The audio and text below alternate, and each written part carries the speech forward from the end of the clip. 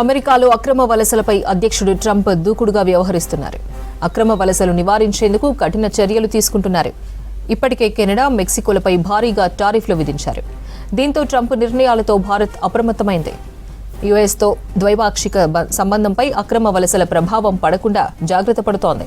దీనిలో భాగంగానే యుఎస్లో అక్రమంగా నివసిస్తున్న భారతీయులను స్వదేశానికి రప్పించేందుకు చర్యలు తీసుకుంటున్నట్లు తెలుస్తోంది. అమెరికాలో సరైన పత్రాలు లేకుండా సుమారు 18,000 మంది ఇండియన్స్ నివసిస్తున్నట్లు కేంద్రం గుర్తించింది. ఆ సంఖ్య మరింత ఎక్కువ ఉండొచ్చని అంచనా వేస్తోంది. కొత్త అధ్యక్షుడు ట్రంప్ నిర్ణయాలతో వాళ్ళందరినీ వెనక్కి పిలిపించాలని మోదీ ప్రభుత్వం భావిస్తోంది. దీనికోసం ఓ సమగ్ర ప్రణాళిక రూపొందిస్తున్నట్లు తెలుస్తోంది. యుఎస్ ఎన్నికల ప్రచారంలో అక్రమ వలసదారులను రాడికల్స్, టెర్రరిస్టులుగా అభివర్ణించారు ట్రంప్. ప్రెసిడెంట్గా బాధ్యతలు స్వీకరించగానే అక్రమ వలసలపై ఉక్కుపాదం మోపుతున్నారు. అమెరికా ఎలక్షన్ టైంలో ఇచ్చిన హామీల అమలులో భాగంగా జన్మత అమెరికా పౌరసత్వ హక్కును రద్దు చేశారు ట్రంప్.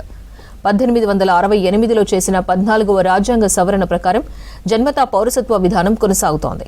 దీన్ని రద్దు చేస్తూ ట్రంప్ ఎగ్జిక్యూటివ్ ఆర్డర్ జారీ చేసింది. అక్రమ వలసదారులకు తాత్కాలిక వీసాపై అమెరికాకు వచ్చిన వారికి పుట్టే పిల్లలకు లభించే పౌరసత్వాన్ని రద్దు చేశారు ట్రంప్. ఈ నిర్ణయం లక్షలాది మంది భారతీయులపై తీవ్ర ప్రభావం చూపనుంది.